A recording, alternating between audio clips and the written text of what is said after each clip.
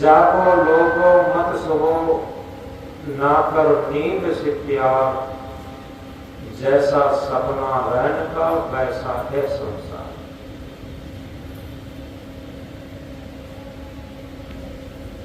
यथार्थ में जो रात्रि में सोते हैं वो तो सोते ही हैं, लेकिन जागते हुए सोते। जागते हुए सोना क्या है? जो हमारा मन जितना राग द्वेष में भटक रहा है, जितना सुख भोग में भटक रहा है, वो सब सोना ही है।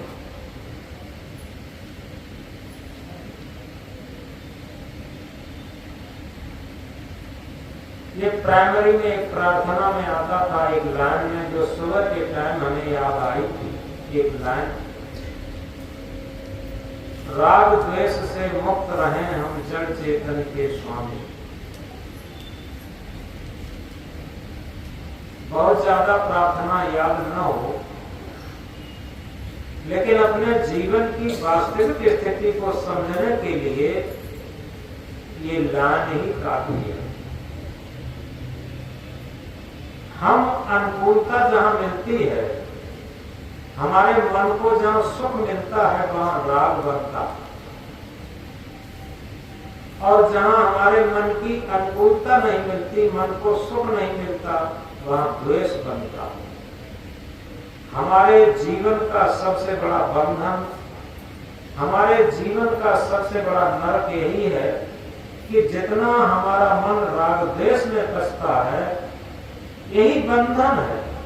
और इस राग द्वेष से ऊपर उठ करके, जिसे अनुराग कहते हैं, जिसे प्रेम कहते हैं, उसके अनुसार अगर हमारा व्यवहार है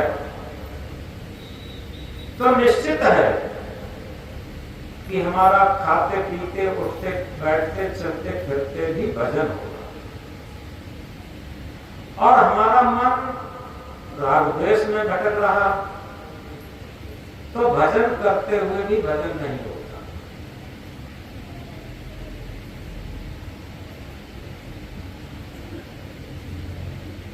इसीलिए संत महापुरुष जगह जगह जागृत करते हैं। एक भजन की लाइन में है, तेरे दया धर्म नहीं तन में, मुखड़ा क्या देखे दर्पण में।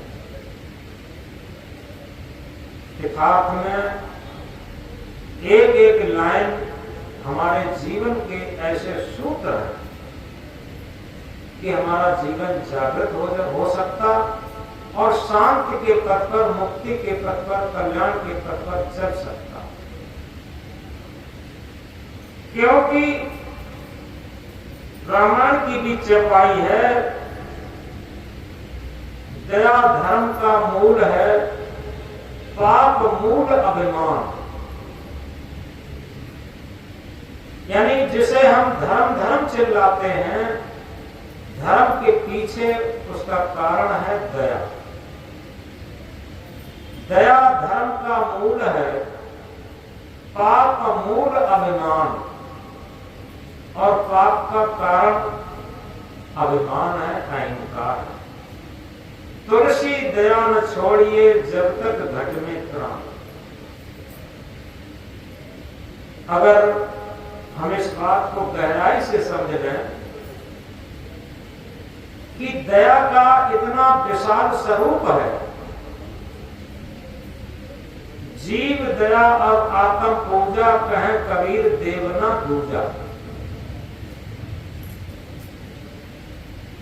जीव दया यानी जीवों पर दया, ये नहीं जो हमारे अनुकूल है उसके ऊपर दया, यानी जीव मात्र पर दया। और आत्म पूजा कहें कबीर देवना दूजा। आत्म पूजा क्या है? आत्मा की कहीं धूप बत्ती अगरबत्ती से फूल माला से पूजा नहीं होगी। अपने ब्रह्म मुहूर्त समय में बिस्तर पर उठकर बैठें और अपनी आत्म आवाज को सुनें। आत्म आवाज के अनुसार हमारा मन कार्य करना शुरू कर दे, निश्चित है हमारी आत्म पूजा शुरू होगी। और आत्मा के विरोध में ही हमारा मन चलता हो, राग द्वेष के कचड़े में रात दिन पछता हो, तो भजन करते हुए पूजा करते हुए भी पूजा नहीं होगी, भजन करते हुए भी भजन नहीं होगा, तीर्थ करते हुए भी तीर्थ नहीं होगा। ये सूत्र की बात है। इसी बीच एक बात याद आ जाती है, सीख देव बार जाए सीख सुहाय और सीख दे बानर बया घरों से जाए। पुरानी कहावत है, लोग सब जानते हैं। बताते हैं एक जगह एक वृक्ष था और उस वृक्ष के ऊपर बया का घोंसला था। बरसात हो रही थी। बरसात को बचाने के लिए एक बंदर पेड़ के तने की आड़ में बैठा बरसात की बूंदें बचा रहा था और सिकुड़ा हुआ था। एक कहावत है और एक कहानी के माध्यम से बात को समझना होता है। बताते हैं, ऊपर से बया ने कहा, बया पक्षी ने कहा, मानुष कैसे हाथ पाए तेरी मानुष कैसी काया, 4 महीना क्या किया तूने छप्पर न छाया। बंदर ने इतनी बात सुनी और आंखें तरेरते हुए छलांग लगा करके पेड़ पर चढ़ गया और पेड़ पर चढ़ करके बया का घोंसला एकदम तितर-बितर कर दिया, तोड़ मोड़ करके फेंक दिया और बया बेचारा ची ची ची ची करते हुए बरसात में भीगने लगा। अब ये कहानी क्या सिद्ध करती है कि सीख देव बाय जा सीख सुहाय और सीख दे बानर बया घरों सब जाए। तो बंदर जैसी चंचलता, बंदर जैसी लोलुपता, ये सारी चीजें हमारे मन के अंदर है।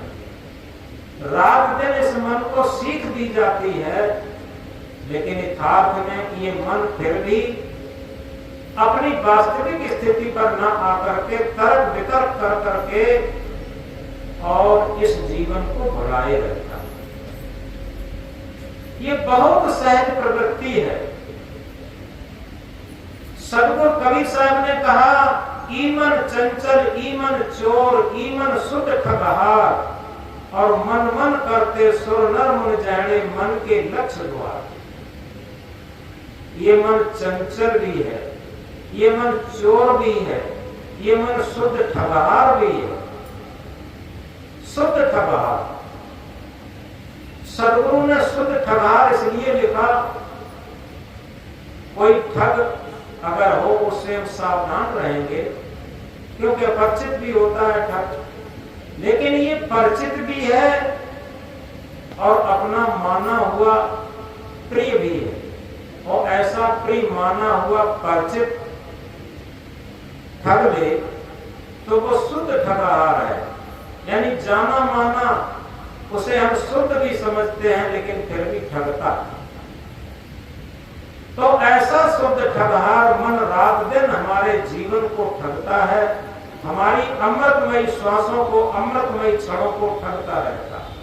ये व्यर्थ के चिंतन में, व्यर्थ के राग द्वेष में, व्यर्थ के छल कपट में, व्यर्थ के व्यामोह में पड़ करके जीवन की अमूल्य श्वासें बर्बाद करता रहता है। तो इस बात को बहुत जागरूकता पूर्वक अगर समझते हैं तो निश्चित है इस मन के अंदर ही परिवर्तन आ जाता। वो कब आता है? जब इस मन में अहंकार नहीं होता। सदगुरु जगाते हुए कहते हैं, जहां ग्राहक का हौ नहीं, हौ का ग्राहक ना है, गली अति सांकरी तामे द्वय न समान। सत्य गली अति सांकरी तामे द्वय न समान। जहां जिज्ञासु की भावना है, सबसे पहले अपने अंदर इस बात को हम गहराई से समझें कि हमारे अंदर जिज्ञासु की भावना है क्या। जिज्ञासु किसे कहते हैं? जिज्ञासु कहते हैं कि जीवन क्या है, जन्म क्यों होती है, मृत्यु क्यों हो जाती है, आखिर मन क्या है, इस मन को हम एकाग्र कैसे कर सकते। इस शरीर के अंदर जिसे आत्मा कहते हैं, चेतन कहते हैं, परमात्मा कहते हैं, वो क्या? इन सारे प्रश्नों का उद्भव हो जहां पर, जिज्ञासा जहां पर हो, तो जब वास्तव में जिसके अंदर सच्चाई पूर्वक जिज्ञासा जागृत हो जाती है, उसका अहंकार गलता है।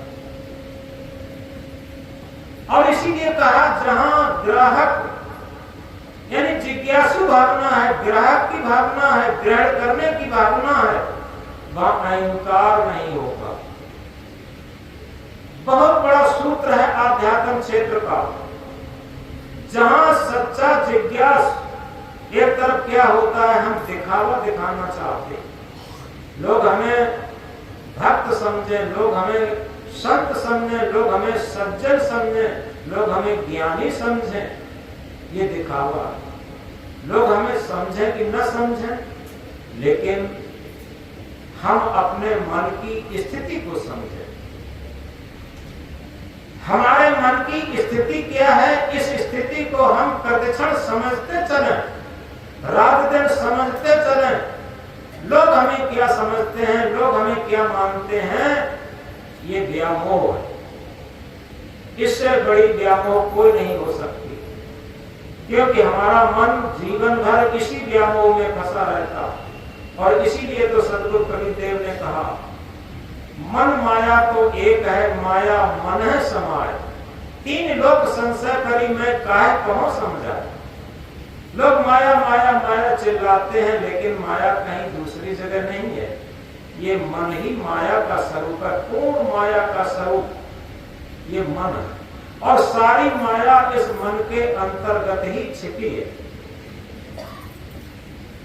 मन माया तो एक है, माया मन है समाय।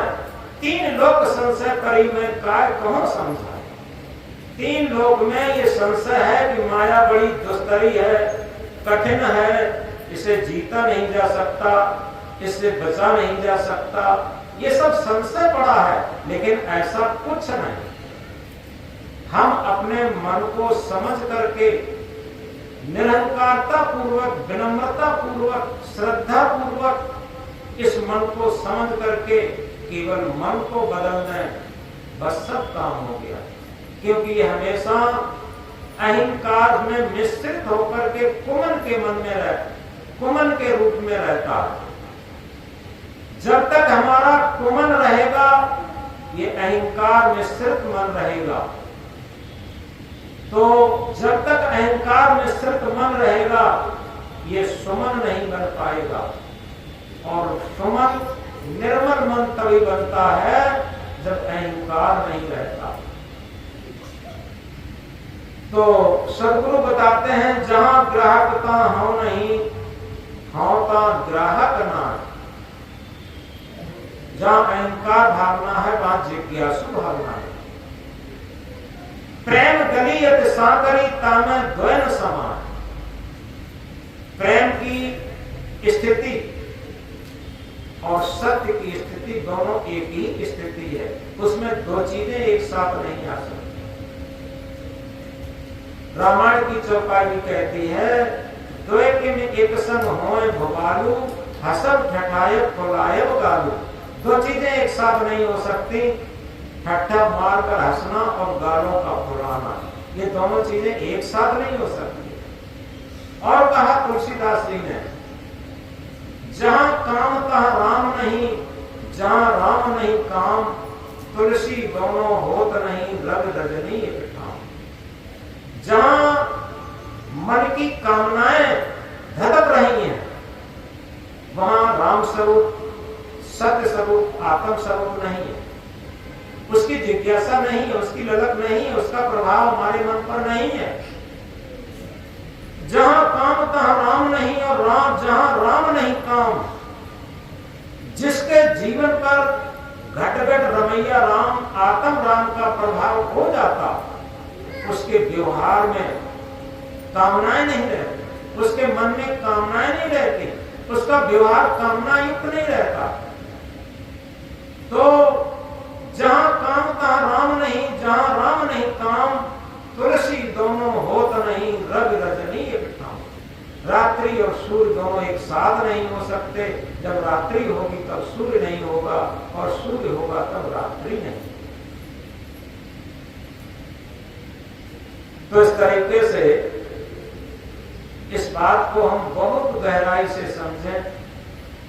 जब हमारा मन अहंकार रहित होगा तो निश्चित है हमें सारे लोग देवी देवता के समान दिखाई देने लगते। क्या होता है कि हमें हमारे अंदर जो गलतियां हैं, खामियां हैं, वो दिखाई देने लगती। होता क्या, अहंकार में क्या होता, हमें लगता है सारा संसार खराब है और सारे संसार में हम ही अच्छे हैं, एक बस पूरा संसार खराब है। और जब अहंकार रहित मन रहता है उस टाइम क्या लगता, अंतर्मुखी मन होता। हमारी चित्त वृत्ति, हमारी मन की वृत्ति अंतर्मुखी होती। एक एक सूक्ष्म गलती हमारी दिखाई देती और हमारे अंदर इतनी अटूटता आ जाती है, इतनी लगनशीलता आ जाती है कि हम अपनी गलती को देख देख करके निकालने का पूर्ण साहस जुटा लेते। ये सूत्र होता। जब हमारे मन में ऐसा भाव आ जाता, कब आएगा, जब निरंकारी मन होगा। सुबह को एक प्रार्थना की जाती है, उसमें एक लाइन बड़ी सुंदर है, निरंकारी जग से पारी, बोध रूपारी दुखदार। निरंकारी मन ही इस संसार सागर से पार हो सकता और दुनिया में किसी की ताकत नहीं। किसी के मन में जितना अहंकार होता है उतना ही वो भव सागर में फंसता है, बंधनों में फंसता है, राग द्वेष में फंसता है, छल कपट में फंसता है, उसका दिखावा रहता। लेकिन सदगुरु कहते हैं दिखावा छोड़ दो प्यारे, दिखावा छोड़ दो प्यारे, तभी कुछ हाथ आएगा। ये जीवन क्षणिक है, क्षण में काल के गाल जाएगा। यथार्थ में जितना हम दिखावा करते हैं ऊपरी, वही सब हमारे बंधन का कारण बनता है। हमारे अंदर इतनी सहजता आ जाए, सरलता आ जाए कि बनावट, मिलावट, दिखावट सब खत्म हो करके ओरिजिनलिटी हमारा सहज जीवन हो, तो निश्चित है सहज जीवन ही आत्मा के तल पर, आत्मा की आवाज पर जिया हुआ जीवन होता है। और जब हमारा जीवन हमारी ही आत्मा के तल पर जिया हुआ होगा तो निश्चित है आप समझ सकते हैं कि हमारा मन कुमन नहीं होगा, हमारा मन निर्मल मन होगा, सुमन होगा, पवित्र मन होगा। हमें स्थान बदलने की जरूरत नहीं है, हमें वेश ड्रेस बदलने की जरूरत नहीं है, और हमें दुनिया देश बदलने की जरूरत नहीं है। हमें जरूरत है तो केवल अपने मन को बदलने की जरूरत है। जिस दिन हमारा मन बदल जाता, मन का पैट बदल जाता, क्योंकि मन का पैट ऐसे होता जैसे एक ही चाबी से ताला लगता भी है, खुलता भी है। दोनों चीजें एक ही चाबी से होती हैं। एक तरफ घुमा देते हैं, ताला बंद हो जाता, बड़ी सरल सी बात, सब जानते हैं। और उसकी विपरीत स्थिति में घुमा देते हैं, ताला खुल जाता। ताला लगाने के लिए वही चाबी है, ताला खोलने के लिए वही चाबी है, दूसरी चाबी की जरूरत नहीं है। इसी तरीके से हमारे बंधन और मुक्ति में, सुख और दुख में, शांत और अशांत में केवल एक ही चाबी करती है, काम करती है, वो है मन की चाबी। अगर हम असत की तरफ घुमा देते हैं, अधर्म की तरफ घुमा देते हैं, तो बंधन बनता है, इसलिए मन रूपी चाबी। और हम सत्य की तरफ घुमा देते हैं तो मुक्ति बनती है। इस मन रूपी चाबी को घुमाने की स्थिति पर निर्भर है। अगर हम सत्य आत्मा की तरफ घुमा देते हैं तो मुक्ति बनना शुरू हो जाती है, बंधन खुलना शुरू हो जाते हैं। और हम असत संसार की तरफ घुमा देते हैं, वासनाओं की तरफ घुमा देते हैं, मन की गुलामी की तरफ घुमा देते हैं, तो बंधन बनना शुरू हो जाते हैं। मन रूपी चाबी बंधन भी बनाती है, मुक्ति भी बनाती है, सुख भी बनाती है, दुख भी बनाती है, विष भी बनाती है, अमृत भी बनाती है। ये मन विष भी बनाता है, अमृत भी बनाता है। एक मनोवैज्ञानिक उदाहरण है। एक मनोवैज्ञानिक डॉक्टर ने एक प्रयोग किया था। क्या प्रयोग किया था? एक बार एक व्यक्ति को फांसी की सजा हो चुकी थी। वो डॉक्टर जज साहब के पास गया और कहा, जज साहब, इस व्यक्ति को फांसी तो हो ही चुकी, इसे मरना तो है ही है। कि हाँ बिल्कुल, कि हम एक प्रयोग करना चाहते हैं इस पर, इस मन के ऊपर एक प्रयोग करना चाहते हैं। अगर आपकी आज्ञा हो जाए तो प्रयोग करें और इसके बाद इसे फांसी तो लगनी है। तो जज ने आर्डर दे दिया कि हाँ ठीक है, तुम प्रयोग कर सकते हो। तो उस डॉक्टर ने क्या प्रयोग किया कि उस व्यक्ति के पास गए और उससे कहा कि देखो भैया, कल तुम्हें फांसी लगनी है और फांसी में 45 मिनट तक, फांसी लगने के बाद वो फड़फड़ाता रहता है, तड़फड़ता रहता है। 45 मिनट में उसके प्राण छूट गए। तो ये फांसी लगाना पसंद करोगे या तुम्हें काले नाग से डसा लिया जाए? तो काला नाग डस लेता है, आराम से सो जाओगे और तुम खत्म हो जाओगे, तुम्हें पता ही नहीं लगेगा, कोई कष्ट नहीं होगा। नाग के डसने से सो जाते हैं, आराम से सो जाओगे। तो उसने कहा, हाँ ऐसा ही करो, नाग से डसवा लो और हम मर जाएंगे। कहा ठीक है। तो एक कनपरा के यहाँ से वो नाग लाया। उसने उस मरने वाले व्यक्ति को नाग दिखाया कि देखो ये नाग है, अब कल जिस टाइम तुम्हारी फांसी की सजा होनी है उसी टाइम इसी नाग से तुम्हें डसवा दिया जाएगा। ठीक है, बात तय हो गई। अब वो डॉक्टर क्या करता है, सबसे पहले उसे की आंखों में पट्टी बांधता है और पट्टी बांध करके और उसे एक बड़े से चूहा से कटवा लेता। नाग पहले दिखा दिया था उसे, चूहा से कटवा लेता है और उसके मन में हो गया कि मुझे नाग ने डस दिया। जब अब उस डॉक्टर ने सारी हृदय की मशीन और जो सारी मशीनें लगा दी थी, उसे जो जो परीक्षण करना, धीरे धीरे मशीन इंगित करने लगी इसके अंदर विष बनना शुरू हो गया। विष बनना शुरू हो गया और धीरे धीरे क्या होता है, इस तरीके से विष बन जाता है, उसके हृदय की धड़कन कम होने लगी, धीरे धीरे हृदय बैठने लगा और एक स्थिति वो आती है हृदय पूरी तरीके से बैठ जाता है और वो खत्म हो जाता है। उसे केवल एक चूहा से कटवाया था कि उसके मन मस्तिष्क में ये पहले से बैठा दिया था, एक बहुत बड़े विषधर नाग ने हमें डसा। तो इस तरीके से यथार्थ में अगर सही तरीके से समझा जाए कि हमारा मन विष भी बनाता है, अमृत भी बनाता है, हमारा मन बंधन भी बनाता है, मुक्ति भी बनाता है, हमारा मन सुख भी बनाता है, हमारा मन दुख भी बनाता है, हमारा मन अशांति भी बनाता है, शांति भी बनाता है। लेकिन उस मन को हम एक ऐसे मनोवैज्ञानिक डॉक्टर से डॉक्टर के पास ले जाएं, जो आध्यात्म विज्ञानी डॉक्टर हो और जो मन संबंध में और आत्मा के संबंध में अच्छी तरीके से जानता हो, तो निश्चित है कि ये मन अमृत बनाना शुरू कर देगा, ये मन भजन बनाना शुरू कर देगा, ये मन भक्ति बनाना शुरू कर देगा, ये मन शांति बनाना शुरू कर देगा।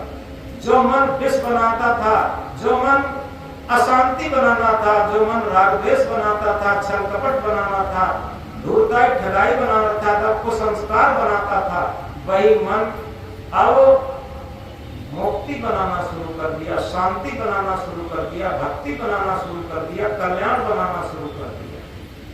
और वो कैसे हो, उसके लिए एक सबसे बड़ी बात यह है, हम इस बात को समझें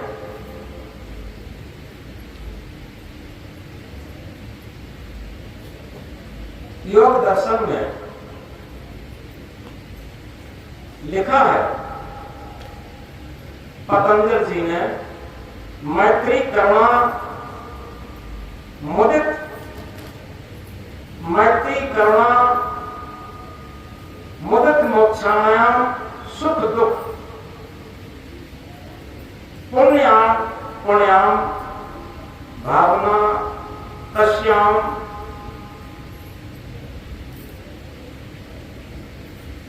प्रसदनम। यानी सबसे पहली बात समझो, ये बहुत सरल सूत्र है जो हमारे सद्गुरुओं ने, जो हमारे महापुरुषों ने दिए हैं। इतने सरल सूत्र हैं। सबसे पहला सूत्र है मैत्री। मैत्री का अर्थ क्या है कि जो सज्जन पुरुष हैं, जो सुखी पुरुष हैं, जो उन्नतशील पुरुष हैं, उनके प्रति मैत्री भाव है।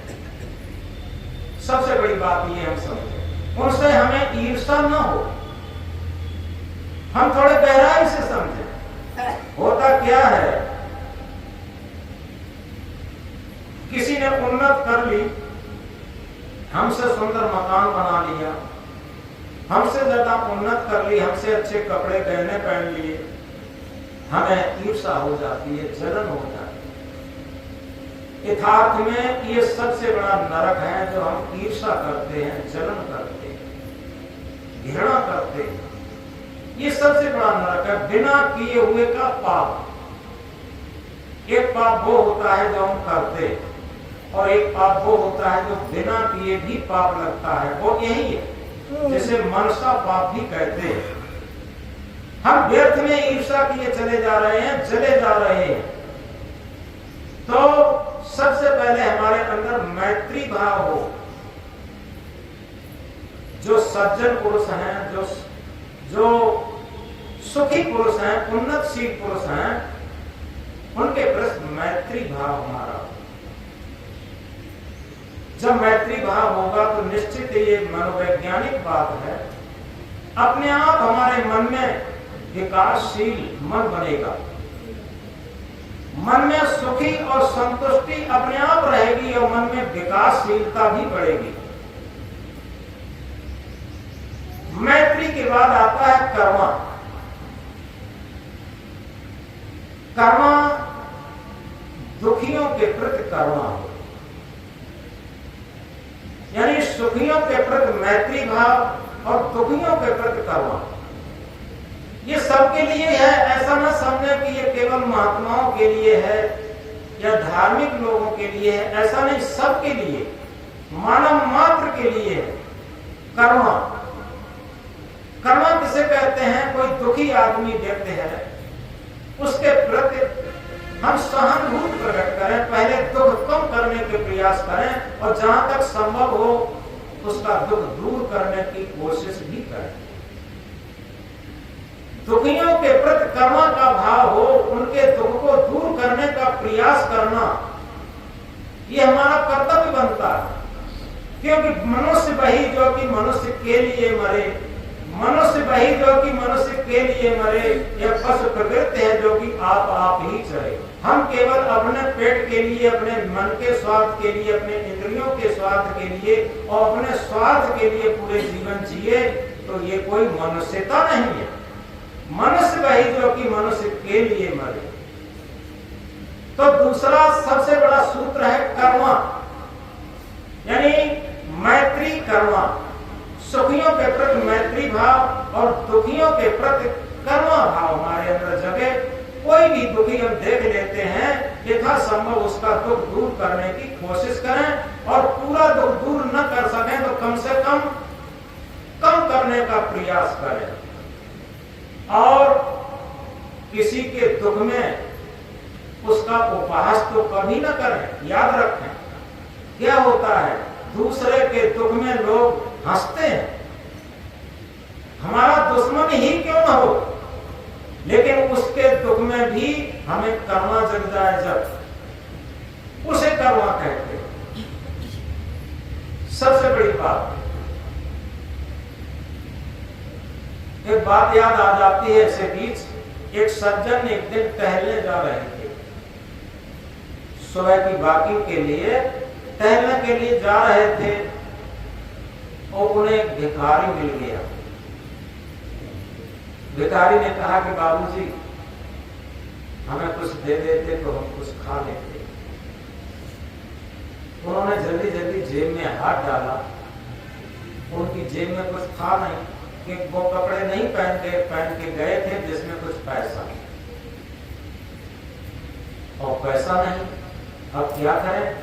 वो अंदर से बहुत परेशान से हुए और उस भिखारी का हाथ लेकर के और अपने हाथों में लेकर के और ये कहा कि भाई क्या करें।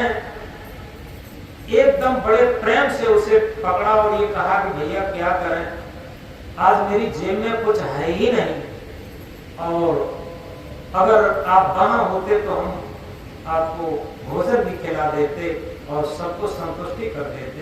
मेरे पास आज कुछ है नहीं। बड़े प्रेम से उसे पकड़ा। जिस प्रेम और सहानुभूति के साथ उस भिखारी को उन्होंने पकड़ा, उसके हाथों को उसे अपने बाहों से उसे पकड़ा, तो भिखारी ने कहा बाबूजी भले ही आपने हमें कोई पैसा पाई नहीं दिया, लेकिन आपने वो प्रेम दिया जो आज तक मुझे किसी ने नहीं दे पाया। सबसे बड़ी बात, तो कम से कम किसी दुखी को हम कुछ उसका दुख दूर न कर सकें तो सहानुभूति तो दे सकते हैं, हृदय का प्रेम तो दे सकते हैं, आत्मा का प्रेम तो दे सकते हैं। इसे कर्म कहते हैं। तो दूसरी बात है कर्म। तीसरी बात है मुदिता। मुदिता कहते हैं प्रसन्नता को। भक्तों को देखकर, संतों को देखकर, सद्गुरुओं को देख करके, सद्गुण संपन्न व्यक्तियों को देख करके, सद्गुण संपन्न माताओं को देख करके, सती साध्वी माताओं को देख करके हमारे अंदर प्रसन्नता जाग जाए। इस बात को समझे, हमारा हृदय गदगद हो जाए। हमें पुराने संतों की बात याद है, जो श्री विशाल साहब के शिष्य श्री प्रेम साहब थे, जो श्री निष्ठा साहब के गुरुदेव थे। बहुत महान तपस्वी संत थे और जैसे ही संतों को देखते थे उनका चेहरा खिल जाता था। यह हमारे सामने की बात है। सदगुरु श्री राम सूरत साहब, जो श्री अभिलाष साहब के गुरु जी थे, जिनका अयोध्या में आश्रम है, गदगद हो जाते थे संतों को देख करके। ये हमने देखा, जो पुराने संत थे, जो साधना संपन्न संत थे, उनके अंदर ये ईर्षा भाव नहीं था। छोटे छोटे संतों को, साधकों को बहुत सम्मान देते थे और उनके जरा से सानिध्य में वो छोटे छोटे संत भी अपने को धन्य समझ लेते थे। उनका आदर्श उनके अंदर प्रवेश कर जाता था। बहुत ऊंची चीज थी। तो मुदिता कहते हैं प्रसन्नता को। अगर सद्गुण संपन्न हमसे कोई त्यागी व्यक्ति है, हमसे कोई योग्य व्यक्ति है, हमसे कोई सदाचारी व्यक्ति है, उसे देख करके हमारा हृदय गदगद होना चाहिए, हमें बड़ी प्रसन्नता होनी चाहिए। आप समझो, इसमें न कोई मेहनत है न कोई खर्चा है, इसे कहते हैं मुदिता। ये तीसरा सद्गुण है। एक चौथा सद्गुण है, वो है उपेक्षा। उपेक्षा किसे कहते हैं? क्योंकि संसार में दो तरीके के लोग हैं, पुण्य आत्मा भी हैं और पाप आत्मा भी। सदाचारी भी लोग हैं और दुराचारी भी लोग हैं। इस बात को समझो। तो सदाचारी देखकर को तो हम खुश होते हैं, होना चाहिए, अच्छी बात है। लेकिन दुराचारी को देखें तब क्या करें? अगर उनसे हम ईर्ष्या करते हैं तब भी गाड़ी खतरे में पड़ जाएगी। हम उपेक्षा करें। उपेक्षा का मतलब यह है अपने हृदय से उन्हें ये चाहे कि हे सद्गुरु, इन्हें भी सद्बुद्धि मिल जाती तो अच्छी थी, और उनके प्रति अच्छा भाव प्रकट करते हुए उनसे दूरी बनाना। उपेक्षा का अर्थ है उनके प्रति भी अच्छा भाव प्रकट करते हुए अंदर से और उनसे दूरी बना लेना, उसे उपेक्षा कहते हैं। ये चार अगर हमने महान सद्गुण अपने अंदर धारण कर लिए तो क्या होगा? हमारा चित्त शुद्ध हो जाएगा। आज का विचार बहुत सुंदर लिखा है। दुख और सुख ये किसी परिस्थिति पर निर्भर नहीं होता, हमारे मन की चित्त की शुद्धता पर निर्भर होता। जितना हमारा मन चित्त शुद्ध होगा उतना ही हम सुखी होंगे, और जितना ही हमारा मन चित्त अशुद्ध होगा उतना ही हम दुखी होंगे। ये स्वाभाविक बात।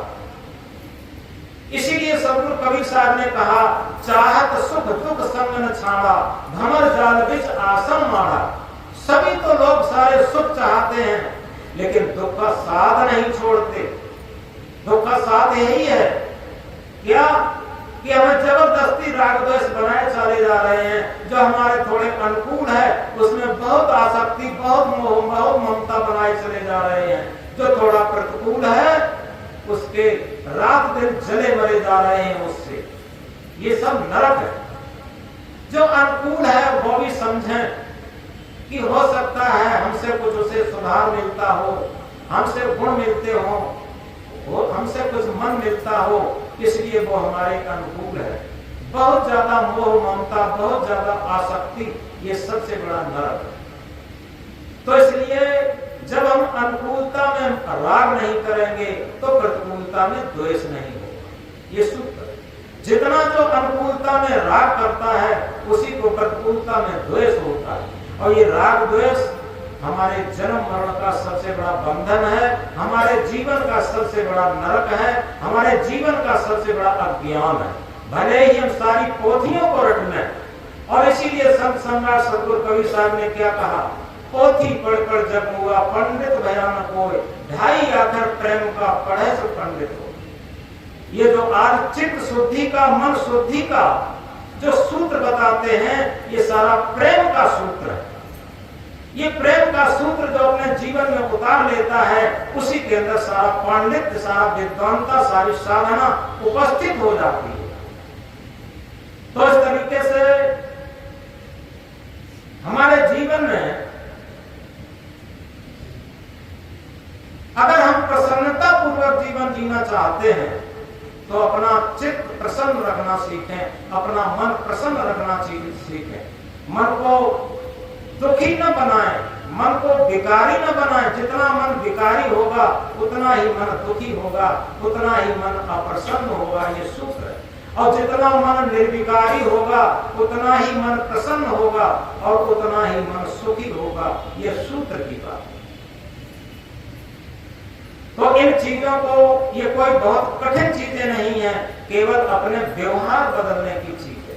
जितना हम अपना व्यवहार बदलते चले, निष्काम होते चले जाएं, निस्वार्थ होते चले जाएं, निस्वार्थ साध दे सज्जन का सच्चा उपकार यही तो है। जितना हम निस्वार्थी जीवन, निष्काम जीवन जीना शुरू कर दें, उतने ही हमारे जीवन में आनंद आता चला जाएगा, शांति आती चली जाएगी, मस्ती, निष्ठता, निश्चिंती आती चली जाएगी। हमारा जीवन आत्म भाव से आप्लावित होकर के गदगद होना शुरू हो जाएगा। एक क्षण वो आ जाएगा कि हमारे जीवन जीने की ही कला ऐसी होगी, हम एकांत में बैठ करके अपने अंदर गुदगुदी महसूस करेंगे। तो इस प्रकार बहुत अधिक न कहकर, क्योंकि समय हो गया है,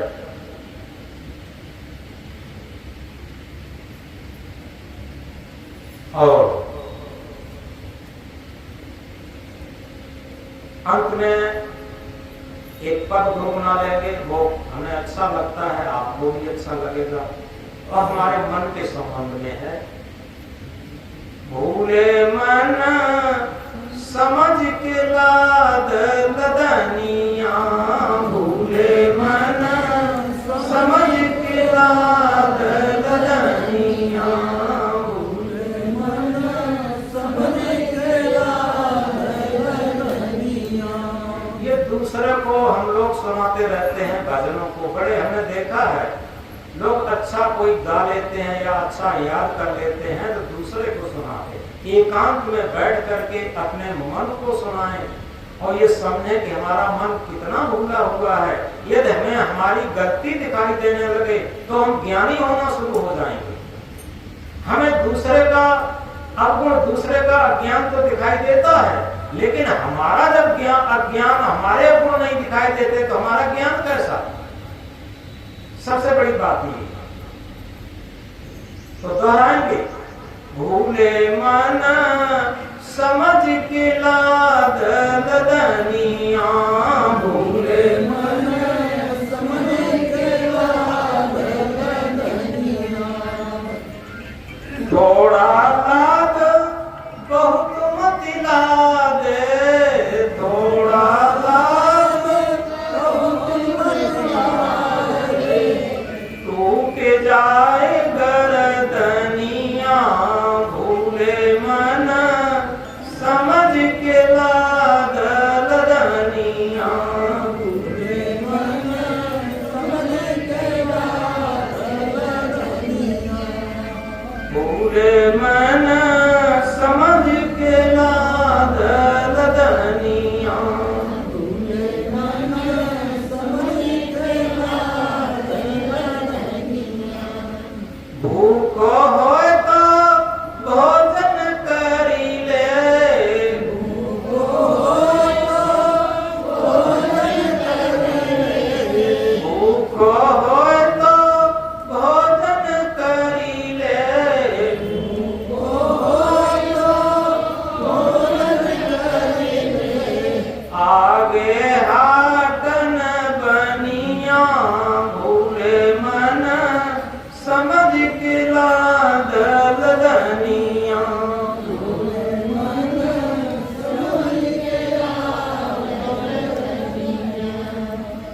प्यासो होए तो पानी पी ले, प्यासो होए तो पानी पी ले, प्यासो होए तो पानी पी ले, प्यासो होए तो पानी पी ले। आगे देसन पनिया, भूले मन समझ के लाद लदनिया, भूले मन समझ के लाद लदनिया, भूले मन समझ के लाद लदनिया, भूले मन समझ के लाद लदनिया। कहत कबीर सुनो भई साधो, कहत कबीर सुनो भई साधो, कहत कबीर सुनो भई साधो, कहत कबीर सुनो भई साधो। काल के हाथ कमनिया, भूले मन समझ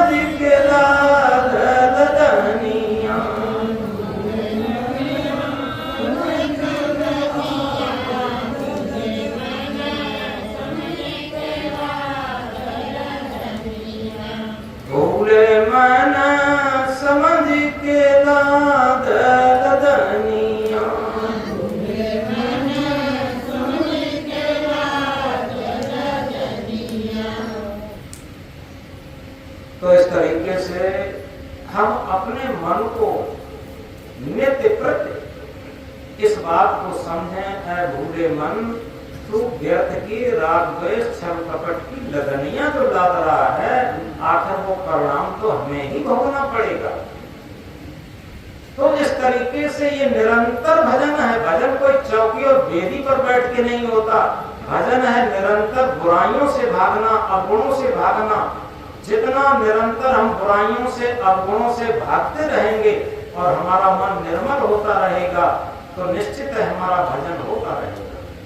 इस तरीके से आज चित्त मन शुद्धिकरण के लिए, निर्मलता के लिए कुछ सूत्र दिए और ये सूत्र हमारे जीवन में आ जाते हैं तो निश्चित है जो बुद्धि हमें बहुत बड़े महल मकान से नहीं मिल सकती, बहुत बड़े सोना चांदी पद प्रतिष्ठा से नहीं मिल सकती, वो बुद्धि हमें हमारे मन की निर्मलता से मिल सकती है, हमारे मन की निष्कामता से मिल सकती है, हमारे मन की निस्वार्थ भाव से मिल सकती है।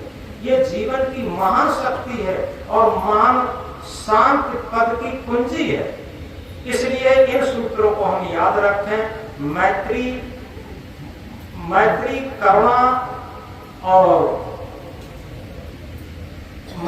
करुणा,